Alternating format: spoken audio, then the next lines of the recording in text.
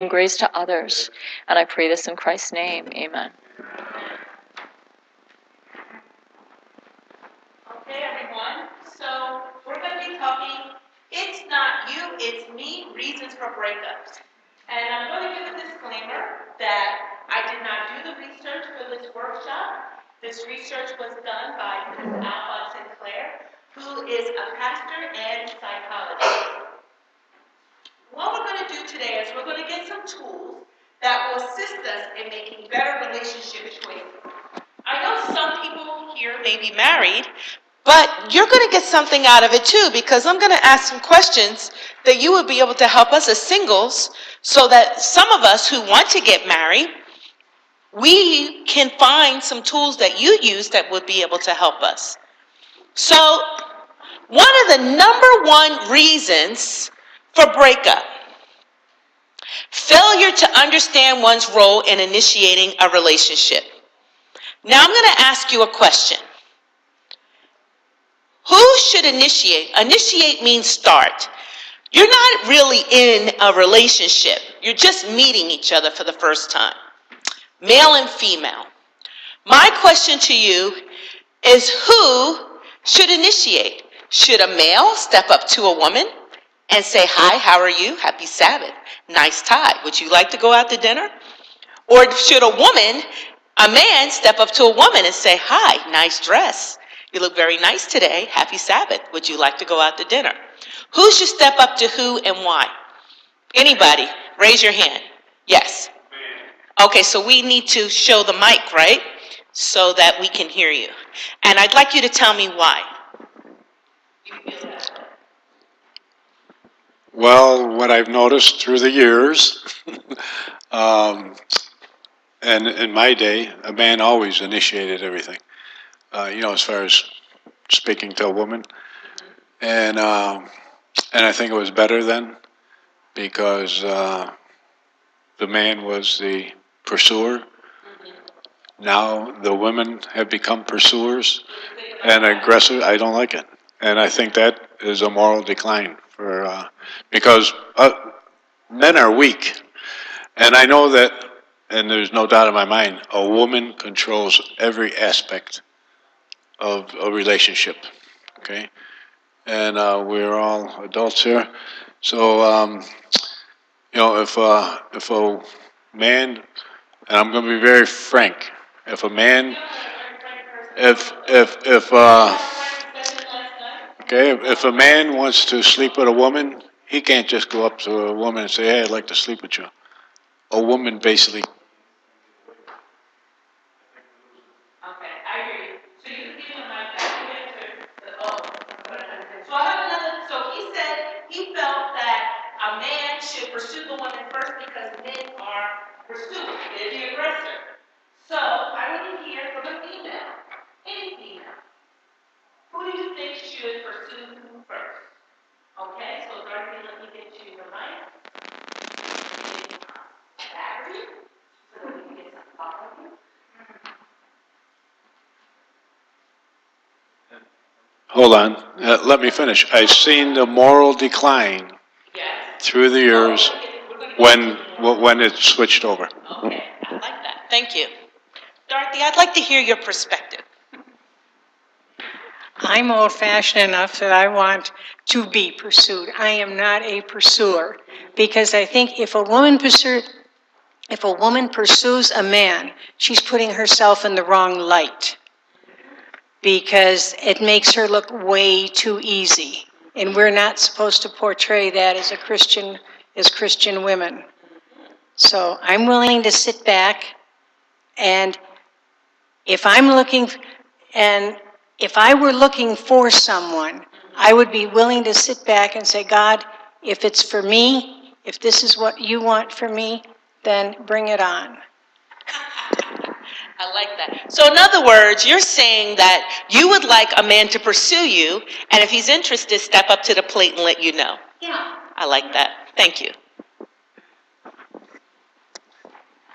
But I would like to say that my wife approached me first, and I am very, very grateful for almost 40 years. Oh, praise the Lord. Now, I have heard, sir, I have heard this from other married men who've been married 40 plus years, but they say it the way you say it. I want to hear the real details. My question to you is, how does she pursue you? This is what I'm saying. Listen to my question. You don't have to go into what we talked about, but this is what I'm saying. Did she step up to you and say, you know what, you're so handsome. Would you go out to dinner? Or did she give you a subtle hint? That's what I want to know. Because when we say that, I want to know the real detail. Did she pursue you, like ask you out? Or did she drop a napkin on the floor in front of you, you picked it up and she was there? I don't know. You tell me. Without going into all those other details we talked about. I'm not going to get in trouble. She just asked me a question that needed a yes or no answer, and I said yes. Okay. So my thing is, I'm listening to both sides. And what I'm hearing is that I've heard women that have pursued men. Pastor Jules, we had this singles convention in August, and Pastor Abraham Jules, he got married. I don't know if you guys know him.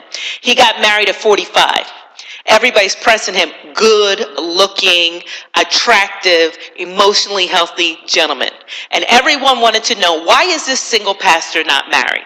And he said, I'm not married because I'm not ready. God has a plan for my life, and my life is ministry, and I don't have no time for a wife. So he wasn't ready. Well, one Sabbath, he was the pastor of a church. He tells us he was looking to, he baptized so many people, the church overflowed. It was over 1,000 people, and the church only had I think it started off with 100. So they needed a bigger church, and they were building a church.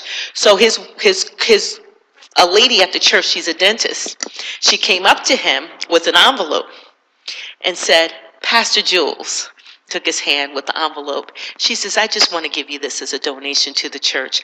God bless you. So he says she pursued him.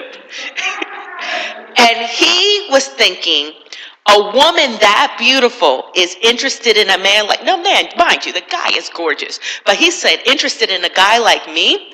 And by her stepping up to him, shaking his hand, and giving him an envelope for money for the church, that was a deal breaker for him. Then when they went out, they were just friends.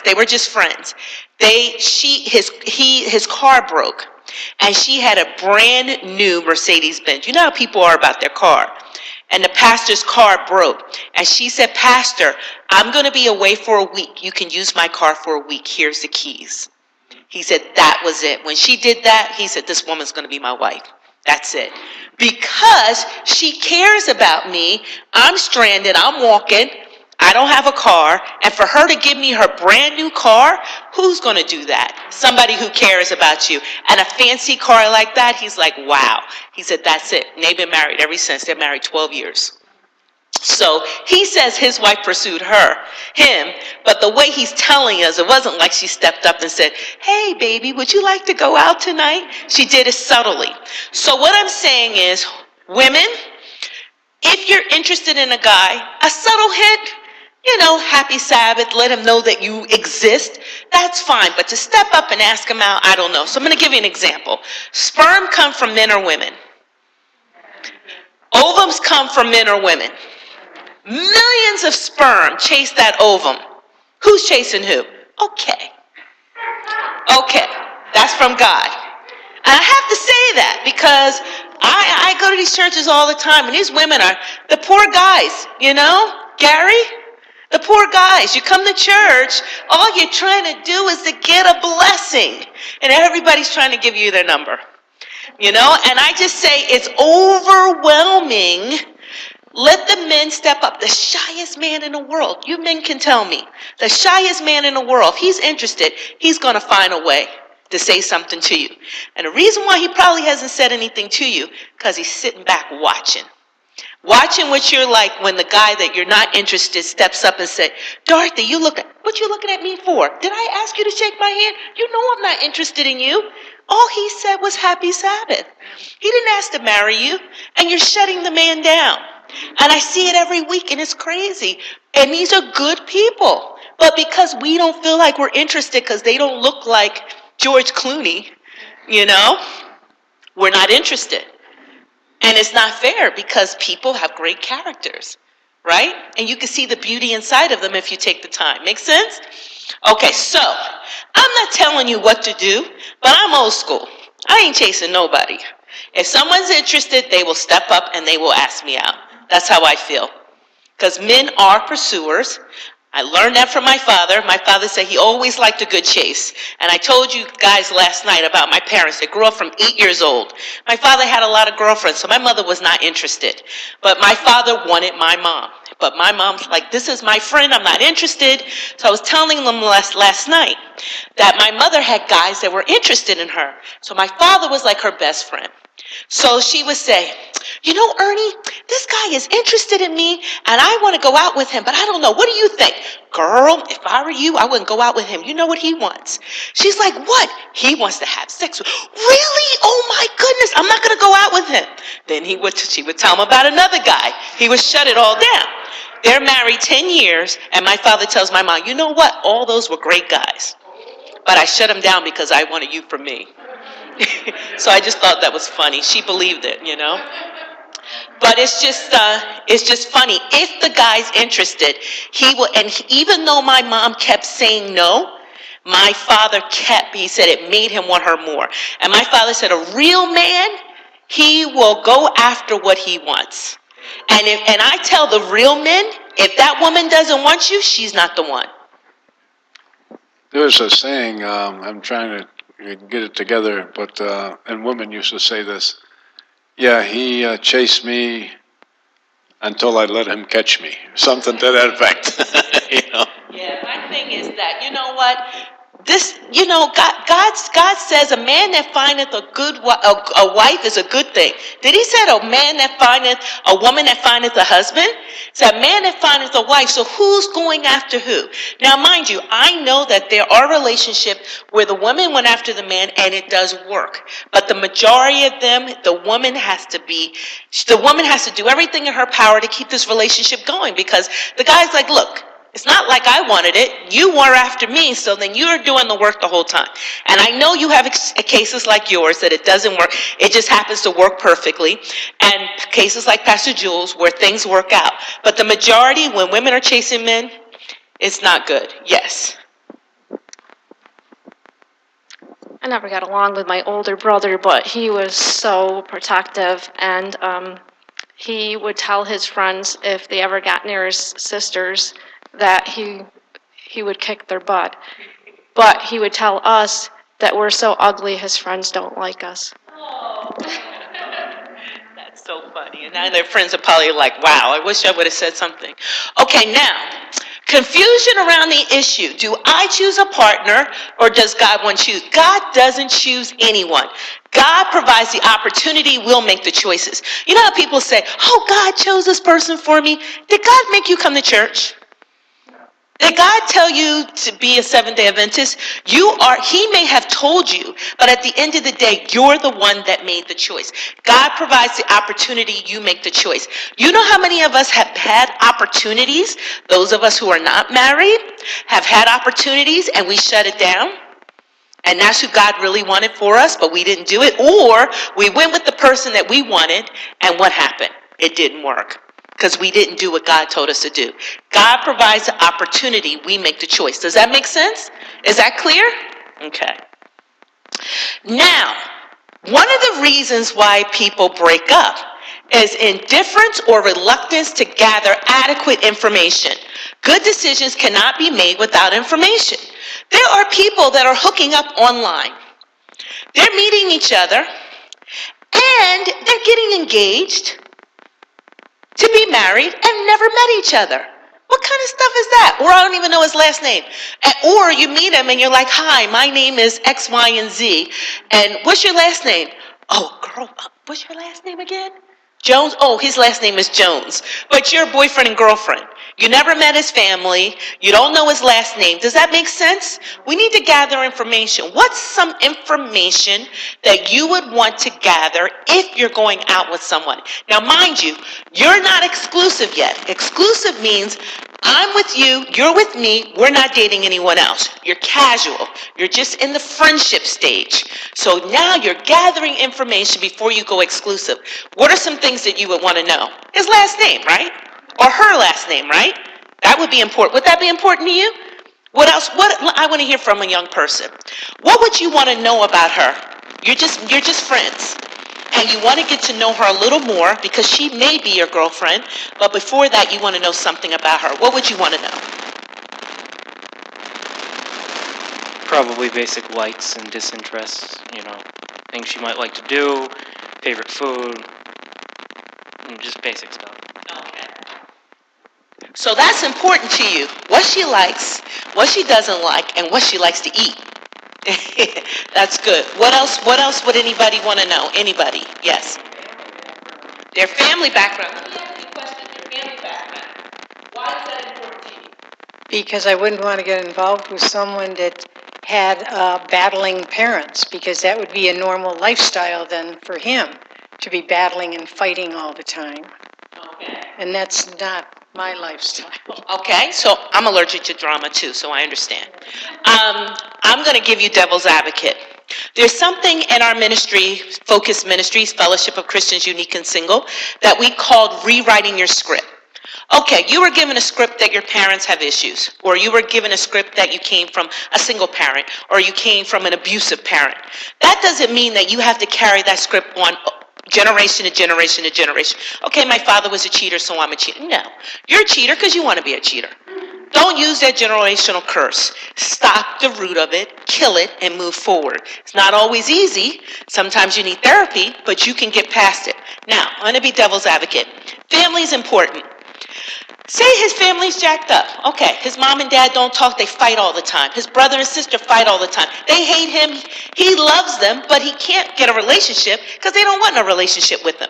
But he learned how to rewrite his script. Just because my parents have issues, my brother and sister got issues, my grandma got issues, my grandfather got issues, my great-grandmother got issues, my great-grandfather got issues, I learned from their issues and realized I can't walk that same path. And I changed my life. Would you still go out with them? Yes. Yeah, because you'd have to give him a fair chance. First time he makes a fist, I'm out of there. So the bottom line at the end of the day, family is very important. But before it's a deal breaker, find out what kind of person he is or she is. Just because their family has issues doesn't mean that they have issues. They could have learned to rewrite their script. But you still have to be careful, especially if you want to have children. And you know that this family has mental issues. That can be something that can be in their DNA. And if you have children, same thing could happen to your children. So it is important to know family, but I want you to know that people can change their lives, and don't just drop someone and not give them a chance just because their family's messed up. That's all I'm saying. And the reason why I'm saying that is my grandmother that I talk about all the time, I love her dearly. My grandmother's got a lot of issues because her parents gave her a lot of issues. Her father died when she was young, and her mother used both her and her sister against each other. My grandmother was the ugly duckling. Her sister was Cinderella. And it was just so bad. My grandmother's absolutely beautiful, but she never felt she was beautiful because her mother always made her sister was better than she was. Her sister can do everything. My grandmother can't sew. She can't even sew a button. Her sister's a seamstress. My grandmother couldn't cook that well. Her sister cooks like a gourmet cook, but my grandmother cooks good now, but it took her years to learn that. So my father grew up in a household that was very chaotic. My grandfather's 6'6", strong, strapping, and my grandmother's bossing him around. And my grandfather, to keep peace, he just went along with it. But my grandmother's not a bad person. She did that because her mother bossed her father around. And her grandmother bossed her husband around. So my grandmother thinks that's just the way to go. So my dad, with his high school education, not PhD, used his own common sense and said, this makes no sense. When I have my family, I'm not going there. I'm going to do it better. And we grew up in a very emotionally healthy environment. And people say, you know what, you're always talking about your family. I said, I'm telling you this for a reason. My father didn't grow up emotionally healthy. His mother loved him, but she didn't hug him. I remember my father was dying 30 days before he passed. He said, Mommy, you never, ever told me you loved me. She was so upset. My grandmother's crying. How could you say that? All I did for you. I worked 3 jobs so that you could have. You were 1960. You had a car at 17 years old. We didn't have money. We made sure you had a car. You had this. He said, Mommy, I know. You did all that, but all I wanted you to do was tell me you love me. Mommy, all I wanted was a hug. My dad's 67 years old. My grandmother says, I love you, Junie. Let me give you a hug. My father cried like a baby. That's all he wanted. Guess what his love language is? Physical touch. Remember I told you my mom and dad are touchy-feely? My grandmother's love language is acts of service. She does for you to show you love it. My dad likes words of affirmation. So my grandmother wasn't giving him any words of affirmation. Not that she didn't love him, she's doing for him. But it's killing him because all he wants you to tell me, I don't need any of that. Just tell me you love me. So once they learned each other's love language, blossom, crazy. Now, Grandma and my dad always got along, but that was the thing that was killing him, and he never told her. I never knew. I'm hearing this. I'm like, what? My dad died the next month. 30 days later. And my grandmother doesn't have it. She says, oh, my goodness. So now, when I hug my grandma, she always pushes me away. I'm like, Grandma, how did Grandpa get 5 babies out of you? You're always pushing me away. This is crazy. She's like, well, don't worry about all that. So I said, you know what? I think I'm offending her. So I'm not going to hug her. I'll just let her know I love her. Kiss her on the cheek. So I went to kiss her on the cheek. Oh, you're not going to hug me? I'm like, but Grandma, I thought you didn't like. Did I ever tell you I didn't like it? I said, no, but you pushed me. So what? I push you. I love you. I need the hug. So it's not that she didn't want it. It's just because she never got it growing up. She was uncomfortable with it. But now she's loving it. And I'm showing my grandmother to rewrite her. I said, Grandma, you're 89. It don't matter. You can still learn stuff. Rewrite your script. So what happened to you in your past? I feel bad about what your mom did, but your children love you. Your grandchildren love you. Your husband loved you when he was alive. We all love you. She says, I know, and I feel so much better. So just because we had this past doesn't mean it has to be our future. Make sense? Okay. So where were we with this? Oh, gathering information. So what other information are we gathering? Well, because God and the church is so important to me, one of the first things I want to know before I even think of a relationship is where they are spiritually. And how would you find that out? Ask them if they go to church or where they go, and maybe we can go to church together and just read the Bible together, have a study or whatever, because if we're not on the same level, we're already unequally yoked. Here you go.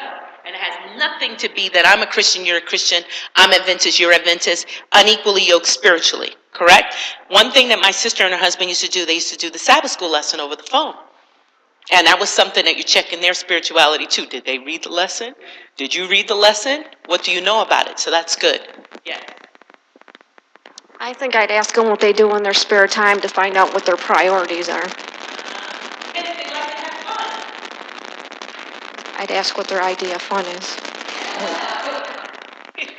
Because sometimes we're yes, you're a Christian, but don't you need to have some fun, loosen up a little, enjoy life, go out, skip some rope, play a little ball, play a little frisbee, go swimming, you know? It can't be where you just don't have fun. God wants us to live our best life, right? What's some other information that you would want to find out? Yes. When you and your wife were just friends, you weren't dating yet, what is something that was important that you wanted to know about her? Her phone number. What about her Uh, that was important to you? no, she didn't know. She didn't really cook that much, did you? No, her mother did all the cooking. But even when we got married, we would cook together.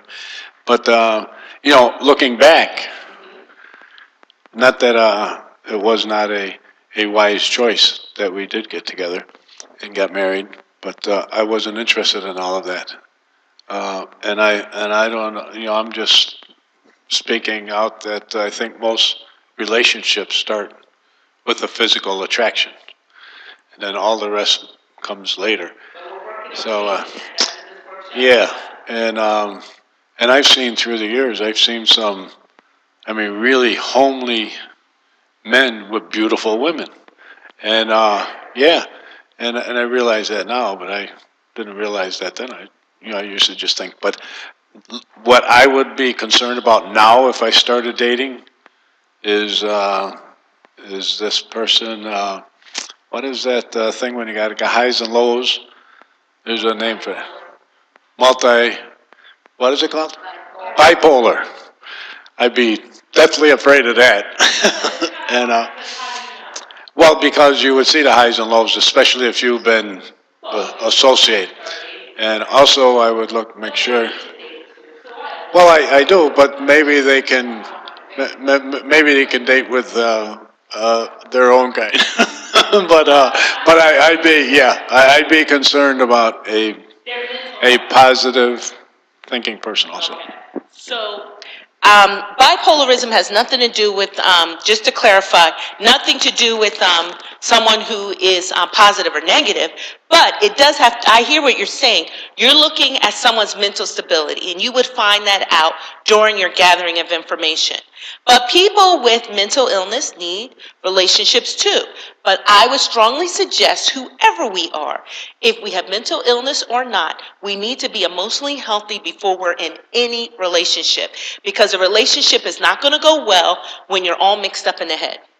Whether you have a mental illness or not, you could be mixed up in the head from another relationship.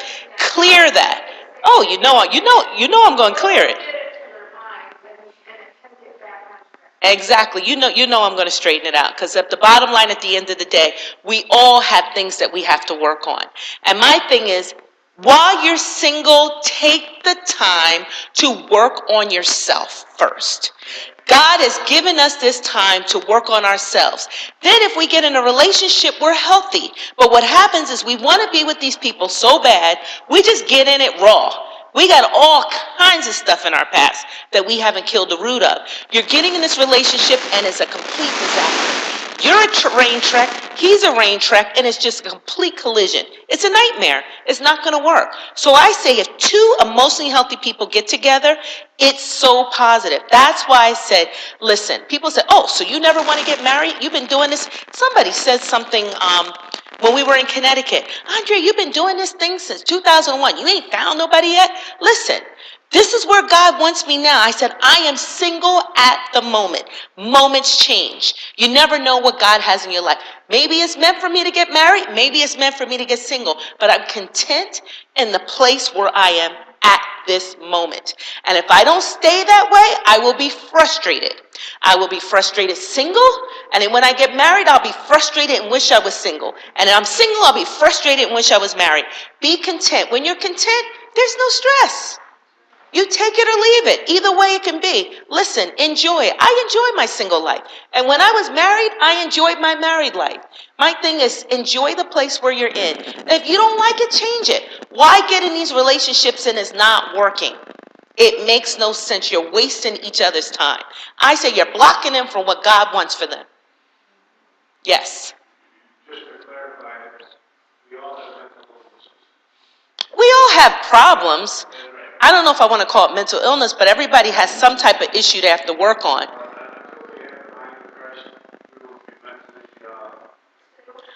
Yeah, we all got stuff to work on. Some of us need a little more medication than others, but yes. Well, I don't even want to laugh about it, people, because seriously, mental illness is something we don't talk about. I'm not talking about it today because that's not my expertise. But we don't talk about it as a church. We're ignorant as a church. We're ignorant as a community, and we're ignorant as a people. We have people in our families that have this, people in our churches, people in our communities, and we treat them with that thing we just did, laugh. It's not funny. They need help. And some of us got that same problem if we were to do a test, some kind of test to find out if we have it. And we'd be surprised what we have. My thing is, listen, they're human beings. They need God and they need help. And people will say, oh, just pray and ask God. Listen, you can pray all you want. Sometimes you need medication, depending on who you are. Okay, so we got to keep it real. We tell everyone to pray. You have cancer, pray about it. Yes, you have to pray about it, but you got to do something. You need a job, you can pray till Jesus comes. If you don't go out for an interview, it's not going to happen. You got to do something. You can't just sit still. God wants us to be proactive. Does that make sense? Okay, so some information you want to gather. You want to know who they are, what their last name, what's their likes, what's their dislikes. You want to know something about their family, what they do for a living. What they do for a living is not so important to me as, are you self-sufficient? I don't really care what you do. Can you take care of yourself? Because I'm not looking to take care of no man. And I know no man is looking to take care of no woman. I know there's men who like taking care of women, but they want you to be self-sufficient too. Okay, if you don't work, they want you to at least be able to cook. If you don't cook, they want you to be able to do something. You can't just not have any purpose in your life. You got to have something that you want to do for your life to feel like you're, that you're doing something. You don't have to have a degree, but you need to be doing something. Does that make sense? I remember when I was little, my father, he used to do all these things. He used to drive me nuts when I was little, but I appreciate it now. Me and my brother would go, my sister wasn't born yet. She was born when I was 17, but me and my brother were 2 years apart. We're at the park, and we're sitting there looking at ants. I'm like, why are we looking at ants, Dad? Oh, just stop talking. Listen, that's what's wrong. You talk too much. See, I'm still talking, right? I got that from my grandmother. So we're sitting there looking at ants. You see them all? They're all working. Everybody's working. Nobody's lazy. I'm like, okay, we're like 3 years old or 4 years old. We don't even know what work is. Listen, they're all working. They all team. You see, there's one leader and everybody's following. You got to be a team player. You see how they work together? So we're sitting there. We see an ant. He has a crumb. He gives it to the next ant. He gives it to the next ant. He gives it to the next ant, all the way up to the top, and they're building something. And we would sit there and watch for hours. And his point was that these animals, watch nature and you will learn about life. That's how he used to tell us. Animals aren't lazy. Animals work together. They work as a team. All these things. And I see what he was saying now, but back then it was just like, why are we sitting here? This just seems so stupid. But the long or the short of it, we all need to be doing something with our life. Not just sitting there, making our life waste away and feeling like we don't have purpose. We all have purpose, right? Maybe your purpose wasn't to be a doctor, but your purpose is to be the greeter. The one when people walk into the door, they shake your hand and they say, do you know how important that is? When you go somewhere you've never been before and you have somebody smile and shake your hand, people look at that as, oh, well, they're not playing a piano or they're not speaking at the pulpit. They're important too. Or the person that's downstairs that puts the food on your plate when they're serving you with a smile. That's special. So everyone has a purpose, whatever that purpose is. Now, another thing is you got to know what you're attracted to. A lot of us are saying we want to be in relationships. We don't even know what we want. No clue. We're out here dating, but we don't even know what we want. We don't know what we're attracting, and we don't know what we're attracted to. Listen, I remember a lady I saw about a month ago, well, actually it was in August, at a singles retreat. It was a husband and wife. They were sitting at the bar. I went to get a glass of water so I can go out to the beach and sit, because it was at a beach resort in Florida. It was a Southeastern Conference singles retreat. And the lady was sitting there with a man, and she said, oh, so what are you here for? She said, oh, what are you drinking? I said, water. She said, oh, at the bar? I'm like, well, where else do you get it? This is the place. Right here is the beach, so I'm just getting it and walking outside. So she said, what are you here for? I said, oh, I'm speaking at a singles convention. Oh, really? Interesting. She said, well, this is my husband. I said, oh, that's nice. I said, oh, you guys don't know anything what I'm talking about, so I'm just going to get my water and go out. Girl, please, sit down. I could tell you, her husband said, sit down, girl. We could tell you all kinds of things. I'm like, okay. He said, you see us? We've been married for 40 years. I said, God bless you. He said, this is our second marriage. I was like, wow. He said, my wife died, her husband died, and then we met, and we've been married for 40 years. She's a nurse psychologist. He says the reason why they're married, because he doesn't say anything, he just lets her do all the talking, and it works. But she said, but he wears the pants in the family. So anyway, they're both chit-chatting, and she said, what you need to tell the singles is to stop with this list. Instead of writing the list of what you want, write a list of what you will not tolerate, what you will not deal with. And when you see that list and you're going out with somebody and the red flag comes up, then you know you need to walk away. And she said this without even knowing the workshop. She said, just tell him, it's not you, it's me, and walk away. And I bust out laughing. I said, that's the name of my workshop. But she said, write a list of what you will not tolerate. And then once you see the red flag, you just walk away. Now, another thing is physical endowments versus character. We're looking at the physical and not looking at the character, and that's getting us in a lot of trouble. Now, mind you, you need to be attracted to something. Like the man said downstairs. He was saying that, you got to be attracted. He said, first thing is attraction. Then after attraction, everything else comes. Yes, you need to be attracted, but sometimes we're attracted to the wrong things. We should be attracted to the character. Does that make sense? Yes. Okay, now, we just talked about this. So, the folly of pursuing exclusive relationships when needed skills were not acquired in casual, close, or intimate ones. So you guys already know this because we already asked this before, but I'm going to ask you, the three of you. I'm going to ask you, everyone else.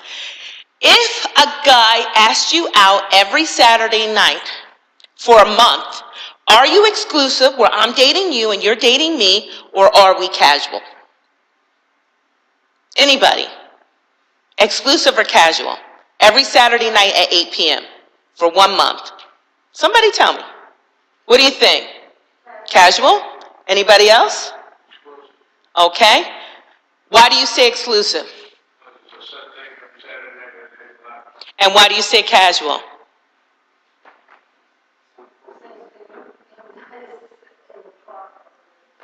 What about if you went out for 6 months at 8 p.m. on a Saturday night? Are you casual or exclusive? Okay. If you went out every Saturday night for a year at 8 o'clock, are you casual or exclusive? You are absolutely 100% casual. You know why? Until you have a conversation that we are exclusive, you are casual. And what's happening in every church in the world, Adventist church, they think they're in relationships because this person is going out with them on a schedule and they're going out continually. Now, mind you, if you're a Christian Seventh-day Adventist, you're not having sex. Okay? You're just going out with these people and having fun, enjoying yourself, but there's no sex involved. So if you are with someone for a year and every Saturday night at 8 o'clock they're taking you out, you are not exclusive. You may think you're exclusive, but you're not. They can go out with somebody Sunday. They can go out with they have the freedom to do whatever they want until you have a conversation. You cannot assume you're in a relationship. And what's happening is this guy is taking this girl out every Saturday night. She thinks, but he likes me. Well, it's just like that ministry side. If the woman thought Say that again? just like you were talking about that minister. The woman thought a different thing than me. I don't remember what I said. Said that she was talking about him wanting her car and she thought, Oh, no, but he, because she lended him the car, he started liking her more, and eventually he did ask her out to be his girlfriend. But at that point, they were just casual. They were just friends. They were just casual. They were not in a relationship yet. After that, that was a deal breaker. That's when he knew she was the one. Because she was being selfless and allowing him, okay, bottom line, you'll let me use your car. But for a week, and I'm not around, I'm out of the country, and I'm letting you use my car, that says a lot about what I think about you, right? So that's why he said, you know what, that's it. She's going to be my girlfriend. Next thing you know, they're engaged, bam, they're married. But just because someone's taking you out doesn't make you exclusive. And what's happening is a lot of men are getting beat up for this at church, and it's crazy, and it's not fair to them. They're going out with Debbie on Saturday night. Then they go out with Melissa on Wednesday night. Then they go out with Dorothy on Sunday. They're not wrong for doing that because it's casual. There's no sex. They're trying to figure it out. It's not that they don't like Melissa, but it's something about you that they like, and it's something about you that they like. Then they find out Melissa's not the one. But you're not the one, but Dorothy is the one. Then Dorothy and him will have a conversation and they'll decide, you know what, we're going to go exclusive. You're not kissing, you're not having sex, you're getting to know each other. And what's happening is they are kissing and they are having sex, and that's why it's a problem. We are Christians first. And if we're Seventh-day Adventists, there's no sex before marriage. And if you're married, you're with the same person. You don't go around with other people. So my thing is, God says what we're supposed to do. We talked about that last night when we talked about sexual urges, right? So the bottom line is that no one's going to take me out for a year and I'm not going to have a discussion with them, okay? So as a female, I would say, and even men, don't let someone take you out all this time, and don't go out with somebody all this time and not have a discussion. I wouldn't do it after the first date. But after about a month or 3 months, I'm going to just ask a simple question. Where do you see us a year from now? Oh, I asked the guy this. He said, oh, I just see us hanging out. Oh, I'm not a hangout girl. I'm marriage material. I can hang out by myself. So I said, you know what? It's not you. It's me. And I let him go. Because I said to myself, I'm freeing him to be with whoever he's supposed to be with. I'm freeing myself for whoever I'm supposed to be with. Because the person who may be interested in me is not stepping up because they always see me with him. So he's blocked. I call them shot blockers. He's blocking my shot because he's all, but he's not the one because he's not really interested. Not that he doesn't like me. He's not looking to get married. Make sense? Yeah. Okay. So another thing, how we make mistakes too, is not being inexperienced, gullible, naive, and not discerning. Now, we just talked about relationship, the stages of the relationship. Another thing we have to be careful of is becoming too soon, too close during an indiscriminate use of bonding hours. So listen, you and the person are exclusive. You're not casual anymore. You're past that friendship stage. You're at a point where I'm dating you, you're dating me, we're not dating anyone else. Before you get to that point, give yourself 300 bonding hours. During these hours, you're gathering information. Bonding has nothing to do with sex. Someone told me, bonding? No. Bonding means that you're getting to know each other. So during that 300 hours, that's when you're gathering information. Make sure you do not go exclusive with anyone until you get your 300 hours. Make sense? Then, once you get your 300 hours, you go exclusive. This is what I said. Get pre-engagement counseling. I don't believe in premarital, because why get engaged?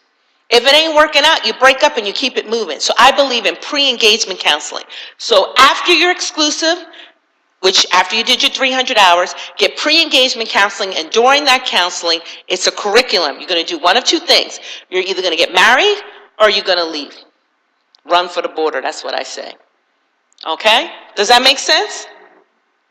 Now, failure to understand the centrality of spirit and male-female, we'll never understand that. And the reversal of divine order. Our spirit is to direct our soul, and his body is to be a servant, executing its directions. But you know what's happening. Our body is executing everything.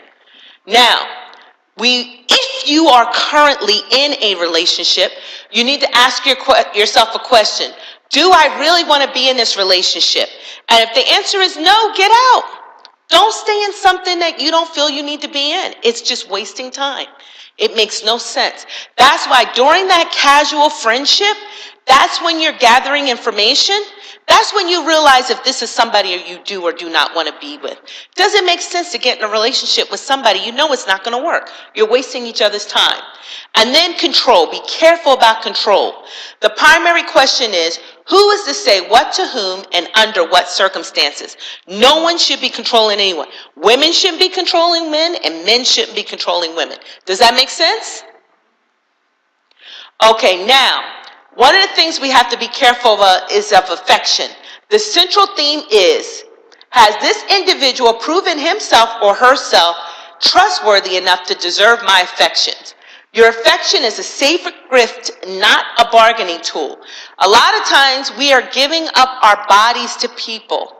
as a bargaining. We're breaking up and we're like, you know what? I know I said I want to wait till I get married, but I'll go ahead and give it to you because I don't want you to leave. No, you stick to what God wants you to do. It's not a bargaining tool. It is a sacred gift. Does that make sense? And remember what we talked about last night. Let's say it all together. BAB, born again virgin. Even if you're not a virgin, you could become a born again virgin, which you say from this moment forward, I will save myself till I get married. And we can all do that. Now, no failure can be reversed unless we take responsibility for the roles we played in the failure and confess our sins. We must analyze the factors which led to the failure and grieve our losses. A lot of times we will blame the other person. Well, the reason why I'm not married is he's this or she's that. Listen, at the end of the day, you chose them. So you got to look in the mirror and say, what is going on in my mind that I chose this person? And fix it so it doesn't happen again. And we must put systems in place to reverse the situation and trust God for future success. Listen, if we do it how God wants us to do it, this thing can work. If you get in a relationship, remember the tools. The first thing is that you want to gather information and spend at least 300 hours in this friendship before you go exclusive. Once you go exclusive, I'm dating you and you're dating me, then at that point you get pre-engagement counseling, and then from there you either get married or you leave. That's it. So that's my mailing list. You can join our mailing list. You can join our focus page. You can join our Twitter page. That's my email. That's my phone number. I have cards if you want them, and I would like to keep in touch with you. So the bottom line at the end of the day is relationships are tricky, but if you do it the way God wants you to, it doesn't have to be that serious. You should not be engaged to someone for 5, 6, 7 years. I guarantee you're not holding hands. You're doing a whole lot more. People are acting like they're married and they're not, and that's why they're not getting married. Anybody have any questions? Yes.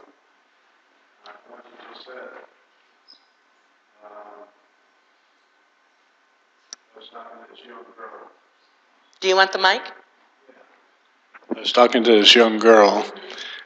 You know, when I say young, in comparison to me, she was probably in her 20s. But her mother and her boyfriend were living together. And she said he's got all the fringe benefits with no commitment. And women, and that's why I said earlier, a woman controls every aspect of the relationship. And what man is going to make a commitment if he's getting everything he wants without a commitment? So my thing is, we're not living with people before we get married. We're Christians first. Adventist Christians, so we're not living with anybody. So the bottom line is that if you are in a casual relationship, put your time in, gather information before you go exclusive. Once you become exclusive, then you get your pre-engagement counseling. You either get married or you move on, and it doesn't take long. You can get those 300 hours and move forward to marriage within a year to 2 years. You can get it done. It does not take 3, 4, 5, 6, 7, 8, 9, 10 years. It doesn't. The reason why it takes that long is because we're in things that we really don't need to be in. It's not working. Why are we still in this thing? Stop it. Get out of it and move forward. And if you're in a relationship that is involving sex, try and ask God to help you to stop and become a BAV. Say, listen, I'm sorry. I can't live with you anymore. I can't have sex with you anymore. I went to a workshop and I realized God wants something better for my life and I want to stop. Can we all do that? Okay, so that's it. That's all I got. Yes. It's easier said than done. You know, and of course I have done that. I had to do that because of my faithfulness to God, and it's worth it. So anybody who is struggling, remember that the blessings and the benefits that you have serving God are better than any type of benefit you receive from a human being. I love that. I love that. And it's not easy. And those of you who have been divorced or have been in relationships that didn't work or had death by a spouse, on our website we have a divorce care resource, and we also have a grief recovery resource, and that will help you to get through the process. You could take the course, and it will help you. How many of you didn't get a card? Okay, I can make sure you get a card.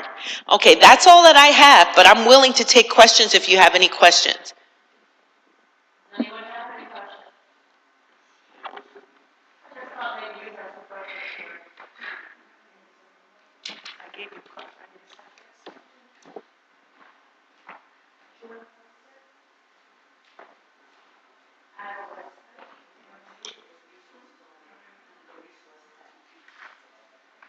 Anybody have any questions? Don't be shy. You can ask anything you want. It doesn't even have to be on the subject if you just want to just talk.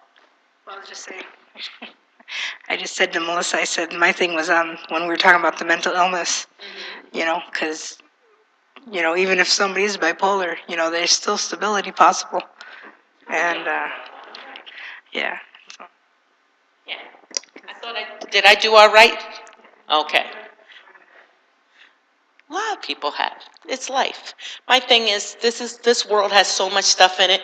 My thing is that let's talk about it and get people the help they need. How's that sound?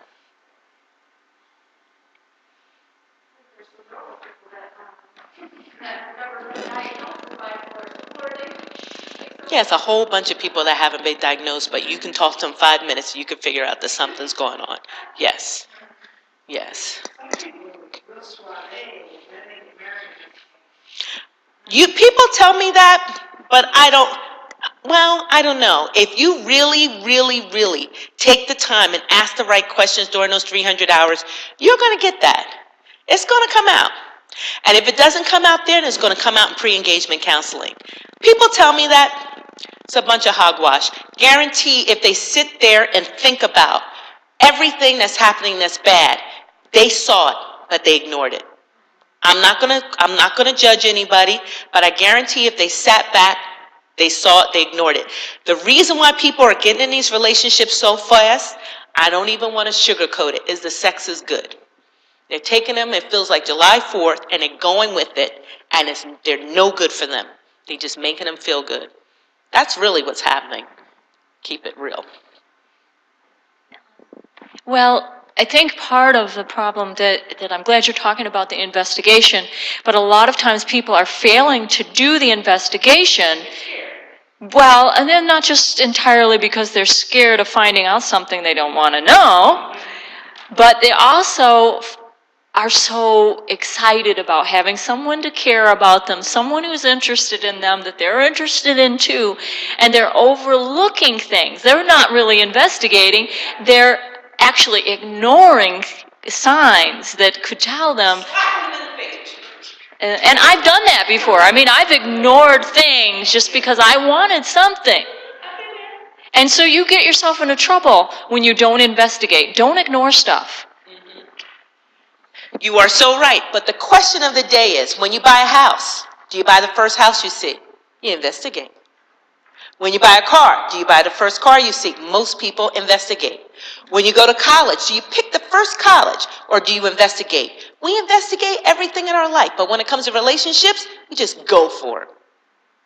And isn't that one of the most important things in your life? You're planning on getting married and having kids with this person, and you don't care? You just jump in it? That's crazy. I see professional men and women, CEOs of companies, whatever. They got it going on in every aspect of their life. When it comes to relationship, complete failure. Come on. That's important. We don't have time for that. You're wasting God's time. Messing around with something that ain't working. And you could be utilizing that time for God. Or utilizing that time for yourself, benefiting yourself.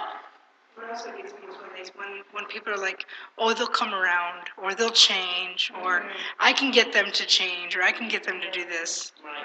Or like my grandma said, but he's working. So what? You got to be doing more than working, It's like, okay, if you got 4 legs and you're breathing, go for it? No, I don't think so. I'd rather be by myself. Sorry. Less headache. Nobody's talking on this side, only you, and then you. Do you have anything to say, sir? No? You not saying anything, Gary? You quiet today. Gary said he already did this workshop. He talked a lot at the last workshop. I enjoy listening to you, Gary. Okay, well, you talk a lot about dating, Yes. but you don't really talk about friendship. Well, yes. Well, that's part. Friendship. Some people want to be friends, though, and they want to have friends. They don't want to be Right. in You're a- assuming everybody wants to date. No. This You know. particular workshop. Right, well, Everybody does. but what you're geared for here is dating, This okay? particular workshop. Right. I think you should have one on friendship. I hear you. Where we're talking about relationships, because everybody is not at a point where they want to get married. They want to have healthy, emotionally healthy friendships with people, and that's so important. That is a part of ASAM, Adventist Single Adult Ministries. It's not that I talk about dating. This workshop is specifically about dating because I never talk about it. And the people are flustered. They're like, everybody's not like you, Andrea, where they can just have these platonic relationships and be happy. I want to be in a relationship. I'm like, well, you don't worry about a relationship. Just be happy with peace. Andrea, I'm not there. I want to get married. Talk about relationships. So that's how this workshop came along. But as far as ASAM, Adventist Single Adult Ministries, we push healthy, emotionally healthy relationships with singles in your area and abroad. And those are healthy relationships with men and women, and they don't have to be a relationship that leads towards marriage. It could be just relationships. Like me, I have a lot of male friends. We hang out on Saturday nights, we go out. We're not in relationships, we're friends. It's a friendship relationship, not a relationship that we're boyfriend and girlfriend. That kind of thing. There's nothing wrong with that. And I hear you on that, and it is important, and I'm glad you brought that out so that I can clarify that I don't just talk about dating. It's that this particular workshop is about dating because the young people were killing me. They're like, Andrea, I'm not 50, I'm not 60, I'm not 70, I'm 20 years old, and I want to date. Help me. So there you go. Yep. So is anybody else have any questions? This was good. Yes, hold on. 1 second. Yes. Jerry that was here earlier, he's a Seventh-day, and yet his wife, I don't believe is. But I know I talked to one pastor, and he said that by rights you should be equally yoked. And I found somebody that I really care a lot about. I met her like 3 years ago, but she's not Seventh-day. And I think about her all the time, and we have a lot in common, and yet, you know,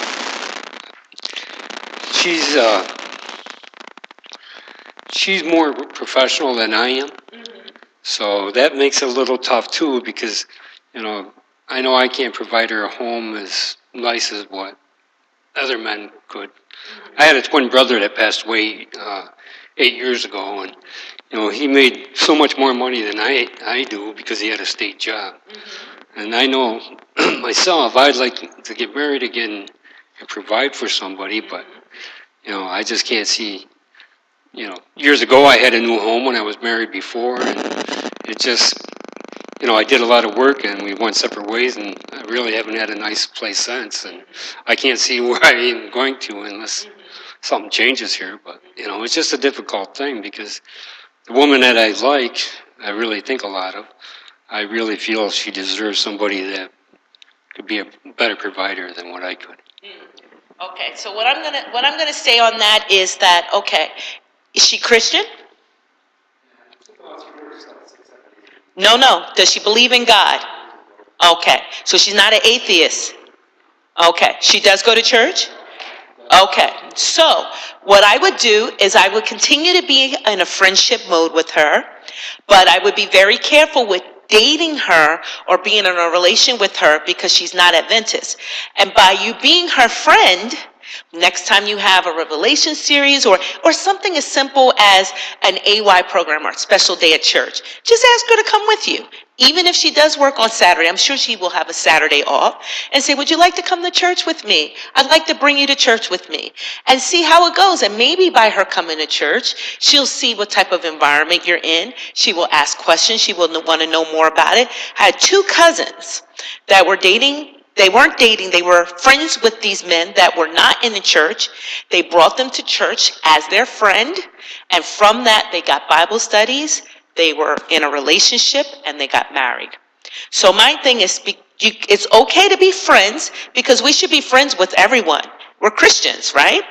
But I would be careful with being in a relationship. And this gentleman here who's married, I have family that's married to non-Adventists. They're married 30, 40 years. It can work, but it's a lot of work. And I wouldn't say that it doesn't work. I would say that it would be a lot easier if you're both, especially when you have kids. It's going to cause a problem. And as far as you and your career and all that, you're a nice looking gentleman. You speak very well. Your penny and her penny makes 2 cents. So at the end of the day, a real woman doesn't care. As long as you can provide for yourself, don't worry about it. You have enough self-confidence in who you are and strong enough in who you are, she won't care. She won't care at all, because she'll see you for what you have. And as far as what you had, all of us have been through it, including myself. When you're married, it's 2 incomes. You build a life together. When you get divorced, now you got split. So you're not going to be able to live the same way in the big house and like you went on vacations and stuff like you did before. So a lot of us who have been divorced have been through that, where our lifestyle has changed. And that's why I think this ministry is so important, because you have a lot of people who are divorced and widowers that are almost poor. I don't want to use that word poor, sorry. Financially challenged to the 20th power, because now they don't have that second income. And sometimes the spouse that's stuck with the kids is even worse, because you had 2 incomes and now it's 1, and the husband wants to, the ex-husband wants to step up to the plate and take care of his kids, so he's giving child support, sometimes he's giving alimony, and there's a little bit left for him to live. And sometimes the wife has to give up the kids, and she's paying alimony and child support, and she only has a little bit to live. So when we get divorced, we don't have the same lifestyle, and it is very, very challenging. But when you meet that lady, and she is the one, she's not going to care. She's going to see you for who you are. She's going to see you with that great voice you have. She's going to see you with the nice looking face that you have and your character, and that's going to outweigh everything. My thing as men and women, be self-sufficient. Make sure you can take care of yourself, where you have a place to live, you can put food on your table, and you have a job, then you're self-sufficient. And when you meet someone that's self-sufficient, the 2 of you put it together, and bam, like I said, your penny and my penny makes 2 cents. Make sense? Yeah. But thanks for sharing that, because we didn't talk about that. People look at unequally yoked as Adventists and non-Adventists. Unequally yoked could be 2 Adventists that ain't made for each other. They both Adventists, but they ain't got nothing in common. They just go to the same church, they have the same religion. So unequally yoked can be a lot of different things. But I would be careful with getting in relationships with people who are not in the church, but I would be their friend. And a good way to do that is inviting them to church. And if she's interested, she would want to know what your church is about. She would be interested in your religion. See how it goes. Let God lead. And especially if she didn't go to church at all, this is a way for her to come. Most people that have Christ-like characteristics, they want to know about God, and they want a stronger relationship. Yes? Where are some of the best or some of the worst places to meet someone your own age? I can't really answer that, but yeah, there's a lot of places. I don't really know about the age, but I can say, like, when you go to big events like camp meeting, and when you go to general conference, and when you go to conference events, you're going to see a lot more people than you see in your area. What I'm finding are people like you guys who live in an area where you don't have a lot of people in your church, and everyone here is like family. Some of you don't want to date each other because, like in my church where I grew up, even though the guys in my church were dateable, because we weren't related, we felt like we were related because our parents were friends. But see, what happened with my mom's generation is they were smart. They all married each other. So I have a lot of cousins that aren't my cousins because my mom's sister married your mom's brother. And the two of them got together. So that's how we're cousins, but we're really not cousins. Well, yeah, we are, but we're not really, because it's really not blood there. But they all married. Like, your brother and sister marry her brother and sister. Your brother and sister marry her brother and sister. And at the church I grew up with, everybody's kind of related some kind of way because they all married each other growing up. But all their kids, none of them married us. All the guys went outside the church and married. Unfortunately, I did what you were saying. I met a guy, he was my friend, and then we fell in love and we got married. He was not Adventist. It didn't work. And I don't know why I did that, because my parents didn't do that. If I would have listened, but I was 25, you're hard-headed, you think things can work, but I learned from that. And what happened is, most of the women we married out the church, and most of the guys we married out the church, and most of us got divorced. But the guys that married out the church, they all brought their women in. But it was a whole lot of work. They were in the church, and then they left, and they met their girl in the world. And then the girl wanted to know more about how he grew up. And then she came back in, and she brought him back in. But look at all they went through. We all could have just got together, would have been done. But we all went through that route. So it's hard to meet people in your own church sometimes because you feel like family because you've known each other for so long. So go to another church. Go to a worldwide event. General Conference is next year in San Antonio, Texas. Hundreds of thousands of people from all over the world. I'm trying to see if we can have a singles event there. I'm talking to a friend of mine who's talking to Ted Wilson to see if there's something that we can do for singles there, because it's going to be singles from all over the world. There should be something there. I don't know if it's going to happen, but we're trying. Another thing is camp meeting. Another thing is a conference event. Another thing is something as simple as what we used to do when we were growing up. We'll do AY at your church this week, and we'll do AY at my church next week. And you're going to a different church. And some of the guys and girls you may not be interested in because you're like family, maybe someone else at another church may be interested in. So that's one way. What do you think about dating online like that? A lot of people do that. I particularly am not for it, but I understand why people do it, because there was a gentleman I met who came from Canada to a singles retreat we did one time in upstate New York, and he drove 700 miles. And the reason why is his church had people over 60 or people under 10. And he wanted to get married. So he came to our retreat to meet someone. He didn't meet anyone, but he went online, he met his girl, and they're married, and they had a baby, and he's happy. I would say people do have success stories online, but people also have nightmares online. I would say utilize the same information you got here that you would use online. Make sure you get your 300 hours of information in. I would not go boyfriend and girlfriend with anyone I have not met. I'm not going to be exclusive with you and I just know you over a computer and I've never met you. How do I know that picture is you? How do I know when I see you face to face and I'm talking to you and looking in your eyes, that's when I'm going to know. Now, I know you can do Skype and I can still see you, but still, I want to see you face to face. So I would say date the same way you would date one-on-one online. But people do meet people there. It happens. It can work. But just be careful. People tell a lot of fibs. I remember a guy on there, I knew him. He said, never married, no kids. He was divorced with 2 kids. You're already lying. You're not even being truthful from the beginning. So is that somebody you want to be going out with? I don't know. So just use it the same way. I'm not going to say it's wrong. Just be careful. How's that sound? Yes, be very careful. There's a lot of Christian websites, but Adventist Connection, a friend of mine, he does that. And that's successful, but just be careful.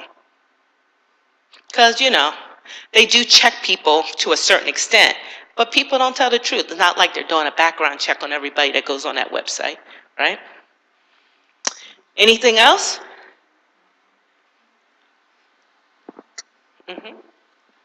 I think the thing I like about this presentation is, I've often cautioned people to have the investigative stage and not to rush into anything, but you've put it in a quantitative amount of time.